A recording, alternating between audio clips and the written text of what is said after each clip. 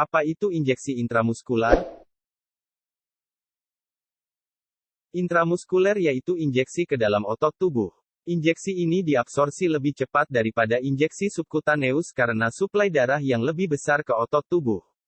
Otot juga dapat menerima volume obat yang lebih besar tanpa menimbulkan ketidaknyamanan dibandingkan jaringan subkutaneus, walaupun bergantung pada ukuran otot dan kondisi serta lokasi yang digunakan. Orang dewasa dengan perkembangan otot yang baik biasanya dapat menoleransi dengan aman hingga 4 ml obat pada otot gluteus medius dan otot gluteus maximus. Volume sebanyak 1-2 ml biasanya dianjurkan untuk klien dewasa yang ototnya kurang berkembang. Pada otot deltoid, dianjurkan volume obat 0,5-7 ml. Biasanya, spuit 2-5 ml dibutuhkan. Ukuran spuit yang digunakan bergantung pada jumlah obat yang akan diberikan.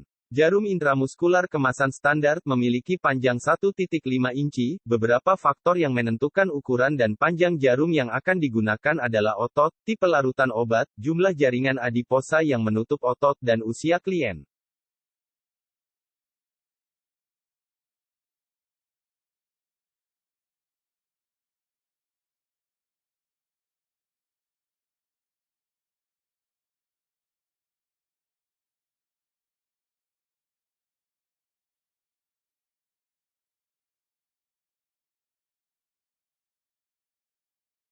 Oke, jadi di sini saya punya obat saya akan melakukan injeksi intramuskular, jadi saya harus menyiapkan obat. Jadi yang pertama saya lakukan adalah memastikan bahwa saya telah mengambil obat yang benar dari Pyxis. Jadi saya hanya akan melihat vial saya, memastikan saya memiliki obat yang tepat dan konsentrasi yang tepat, sesuai dengan pesanan, lalu yang akan saya lakukan adalah menyusun dosis obat saya terlebih dahulu, sebelum saya pergi ke depan dan melakukan 3 pengecekan saya. Karena jika tidak, Anda tidak memiliki dosis yang akurat, Anda hanya memiliki vial. Jadi saya akan melanjutkan dan menunjukkan bagaimana kita menyusun dosisnya. Dan saat itulah kami akan melanjutkan untuk melakukan pemeriksaan obat kami. Oke, baiklah. Jadi pertama, jika Anda mencuci tangan, tidak perlu memakai sarung tangan.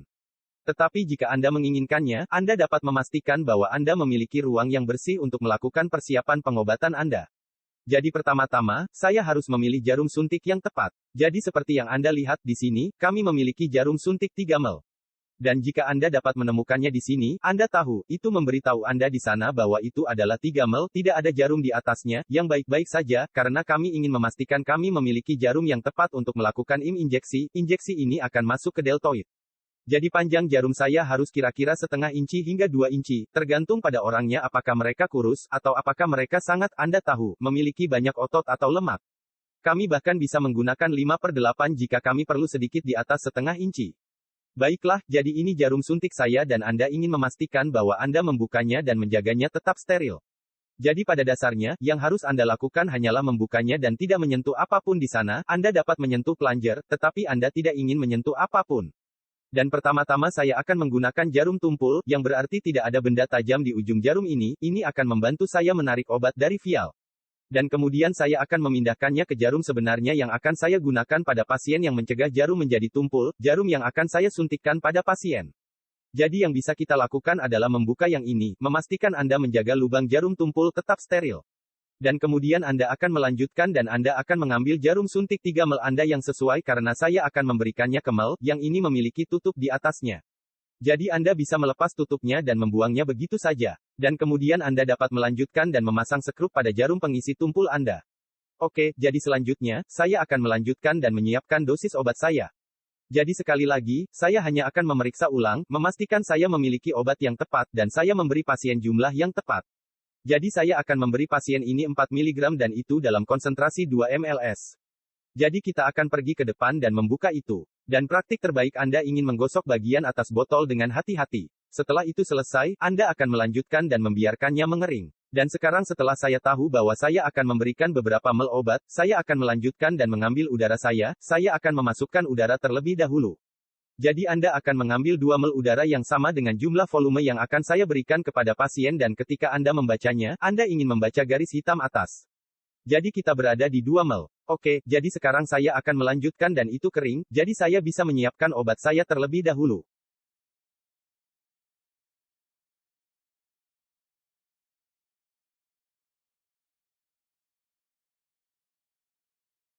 Dan Anda hanya akan meletakkannya tepat di penyedot karet di sini, sumbat kami, oke. Dan kemudian Anda akan maju dan menyuntikkan udara, dan kemudian Anda akan maju dan membaliknya. Dan yang saya ingin Anda dekati di atas adalah Anda ingin jarum pengisi itu berada tepat di dalam cairan. Anda tidak menginginkannya di sini, karena Anda hanya akan mendapatkan udara.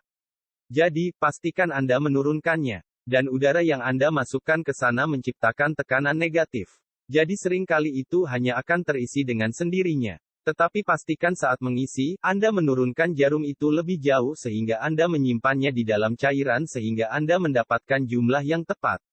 Oke, dan ada beberapa gelembung udara di sini. Jadi kami akan mencoba mengeluarkannya sebentar lagi. Baiklah, jadi begitu kita melakukannya, kita punya lagi, ini bukan terpal jadi, tapi tetap sesuatu yang Anda tidak ingin bersentuhan dengan kulit Anda. Baiklah, jadi saya menutup suntikan ini dengan cara yang aman kemudian lepaskan cap jarum tersebut. Dan sekarang Anda akan menggunakan jarum yang ingin Anda gunakan untuk memberikan obat. Jadi ini adalah pengukur 25 gauge 5/8, yang sesuai. Obat ini encer, jadi tidak kental, tidak seperti sirup. Jadi ukuran 25 sudah cukup untuk itu.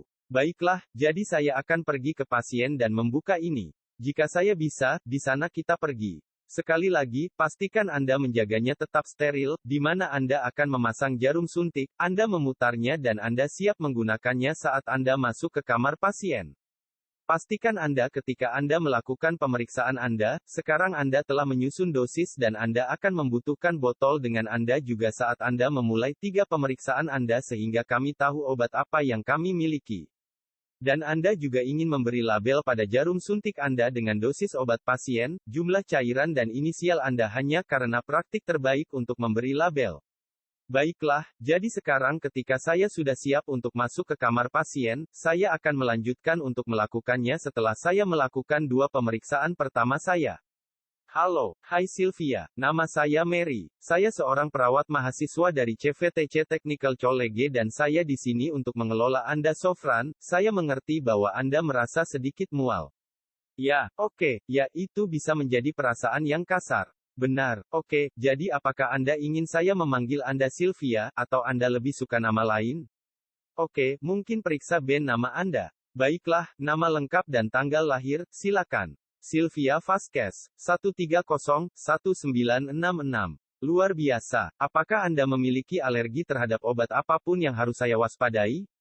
Oke, sangat bagus. Baiklah, jadi saya sudah menyiapkan obat Anda di sini. Tapi saya hanya akan melakukan 1 pemeriksaan lagi di komputer. Dan kami akan melakukan pengobatan terakhir kami, memeriksa untuk memastikan saya memiliki obat yang tepat dan memindainya.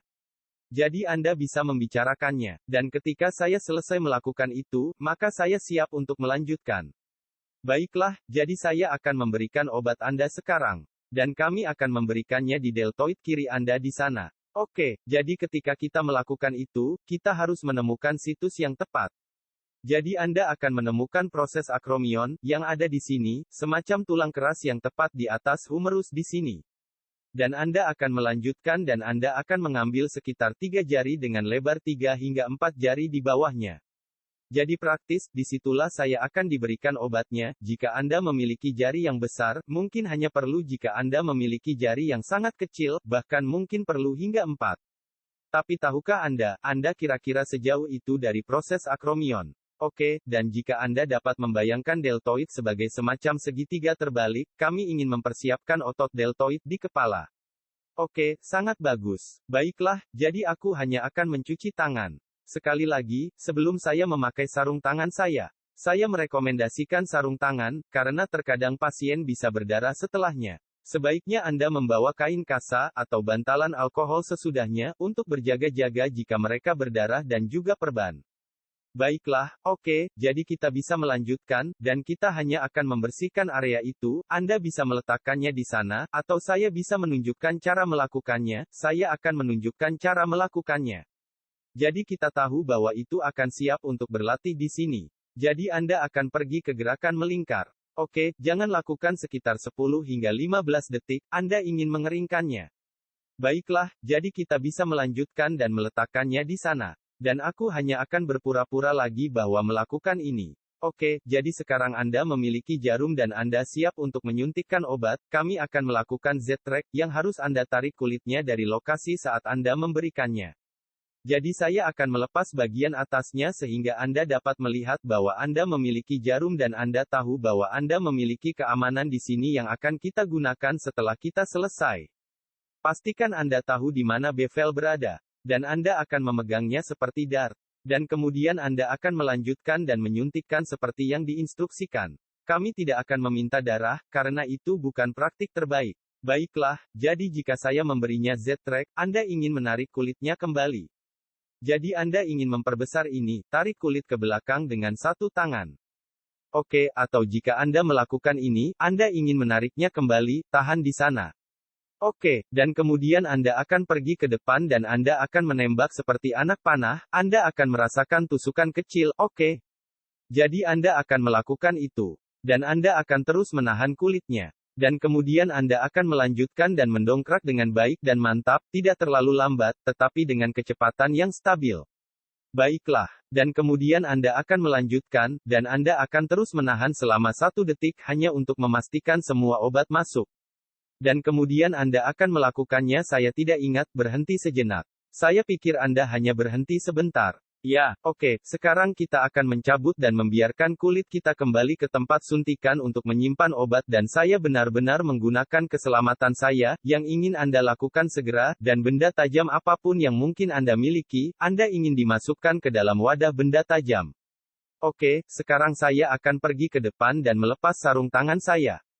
Saya mencuci tangan saya, dan saya akan memeriksa tempat suntikan. Itu terlihat bagus. Saya tidak melihat ada pembengkakan atau memar. Kami juga akan menilai tempat suntikan sebelum memberikan obat juga, untuk memastikan bahwa itu adalah tempat yang tepat untuk memberikan semuanya dengan benar.